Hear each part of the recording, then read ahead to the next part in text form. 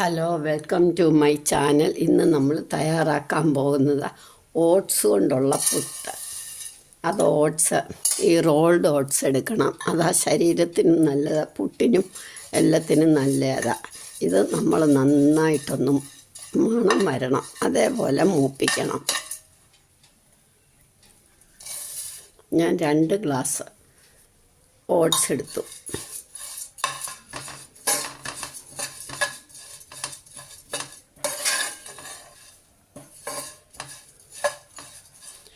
ഈ ഓട്സാ ശരീരത്തിന് നല്ലത്. ഈ ഓട്സാ മറ്റേതിനേക്കായാലും. റോൾഡ് ഓട്സ് എന്ന് പറഞ്ഞാൽ മതി.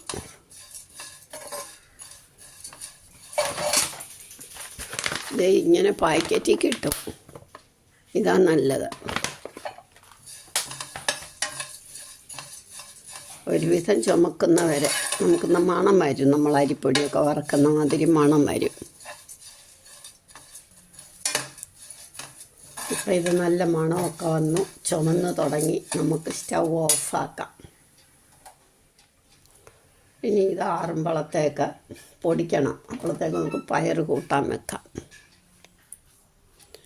കുതിർത്ത് വെച്ച ചെറുപയർ,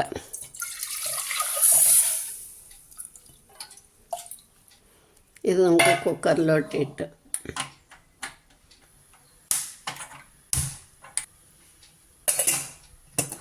കുതിർത്തതായതുകൊണ്ട് ഒരു 4 വിസിൽ വരുമ്പോൾ നമുക്കിത് നിർത്താം. ഇപ്പം ഇത് തണുത്തു, നമുക്ക് പൊടിച്ചെടുക്കാം.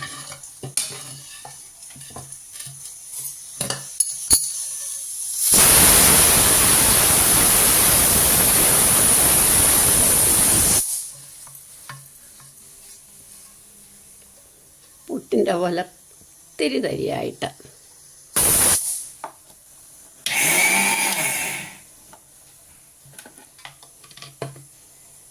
ഇപ്പം ഇത് പാകത്തിന് പൊടിഞ്ഞു. ഇനി ഇതൊന്നും കൂടെ നമുക്ക് ചൂടാക്കണം.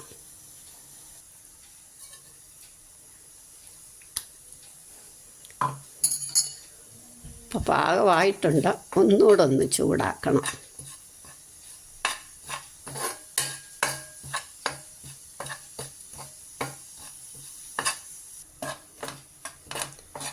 ഇത് ചൂടായി, നന്നായിട്ട് ചൂടായി. നന്നായിട്ട് അകമൊക്കെ ഒന്ന് മൂത്തില്ലെങ്കിൽ അതൊന്നും കൂടെ മുക്കാൻ, അല്ലെങ്കിൽ ഓട്സ് ആകുമ്പോൾ ഒരുമാതിരി കുഴുവഴാന്നിരിക്കും. അപ്പോൾ അതിനാണ് നമ്മൾ ഈ 2 തവണ മൂപ്പിക്കുന്നത്.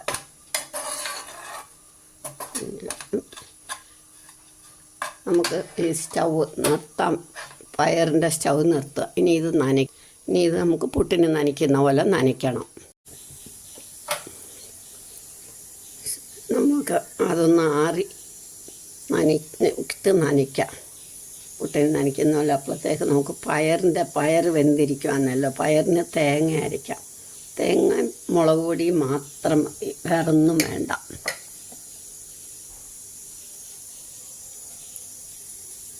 മുളക് അവരവരുടെ ആവശ്യത്തിന്. ഇത് നമുക്ക് നന്നായിട്ട് അരച്ചുകൊണ്ട് വരാം. ഇപ്പം നമ്മുടെ തേങ്ങ അരഞ്ഞു കഴിഞ്ഞു. ഇനി നമുക്ക് പയറിനകത്ത് ചേർക്കാം.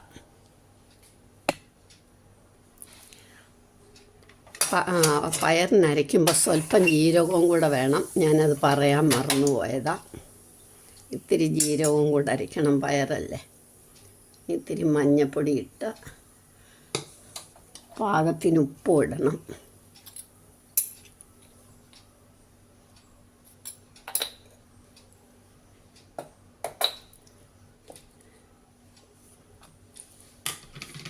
ഇനി നമ്മുടെ തേങ്ങ അരച്ചതും കൂടി ചേർക്കാം.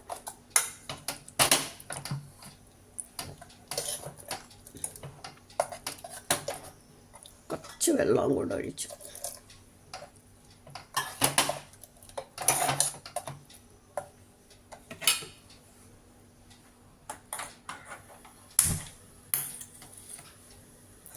ഇനി ഇതൊന്ന് തിളയ്ക്കണം.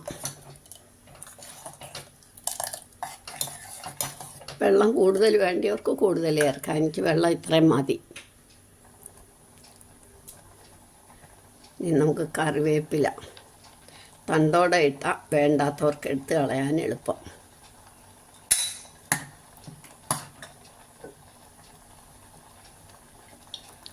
ഇത്തിരി പച്ച വെളിച്ചെണ്ണ.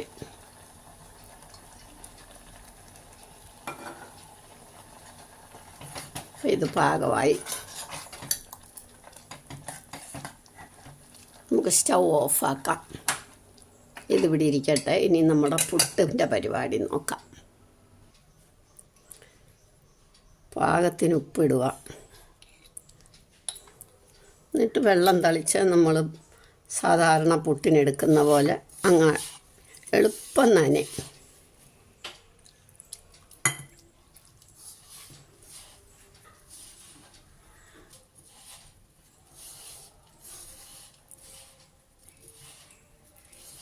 ഇനി ഇത് മിക്സിയുടെ ബൗളിലോട്ടിട്ട് ഒന്ന് കറക്കിയാൽ നല്ല പൊടിയാകും.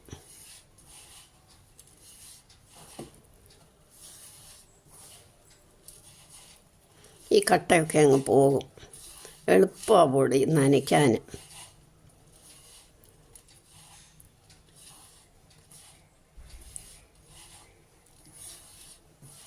കുറച്ച് നേരം വെച്ചാൽ അല്ലെങ്കിലും കട്ട പോകും. എളുപ്പം എടുക്കേണ്ടപ്പം നമുക്ക് ആ മിക്സിയുടെ ബൗളിലോട്ടിട്ടൊന്ന് കറക്കിയാൽ മതി. ഒരു തിരിച്ചാൽ പോകും. എനിക്ക് മിക്സിയുടെ ബൗളിലോട്ടിട്ടൊന്ന് തിരിക്കാം.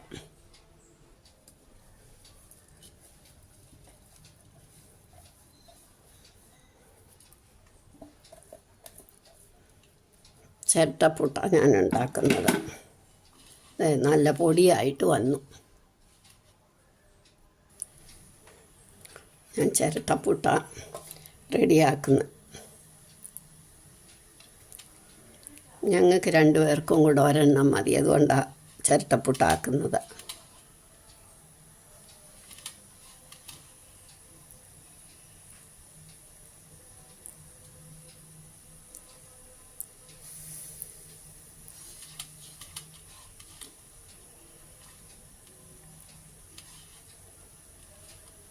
ഞാൻ തേങ്ങ ഇത്തിരി കൂടുതൽ, ചിലപ്പോൾ തേങ്ങ ഇട്ട്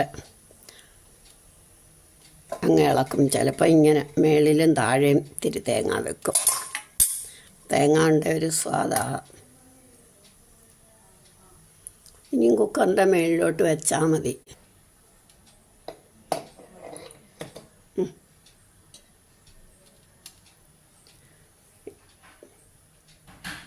അഞ്ച് മിനിറ്റ് മതി. ഇത് പിടിയുന്നാകും. ഇപ്പം നമ്മുടെ പുട്ട് റെഡിയായി. ഇത് എളുപ്പം പറ്റും. കുട്ടികൾക്കും കഴിക്കാൻ പറ്റും. നിങ്ങളെല്ലാവരും ഇരുന്ന് ട്രൈ ചെയ്ത് നോക്കിയിട്ട് ഇഷ്ടമായെങ്കിൽ ലൈക്ക് ചെയ്യണം. സബ്സ്ക്രൈബ് ചെയ്തിട്ടില്ലാത്തവർ സബ്സ്ക്രൈബ് ചെയ്യണം, ലൈക്ക് ചെയ്യണം, ഷെയർ ചെയ്യണം. ഇനി ഇത് നമുക്ക് എടുക്കാം. നല്ല മണമൊക്കെ വരുന്നു. ഓട്സ് പുട്ടിന് നല്ല മണമാണ്.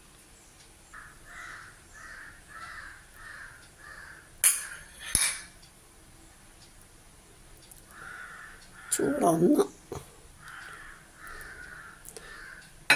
വേണമെങ്കിൽ നമുക്ക് പഴവും പപ്പടവും ഒക്കെ കൂട്ടി കഴിക്കാം.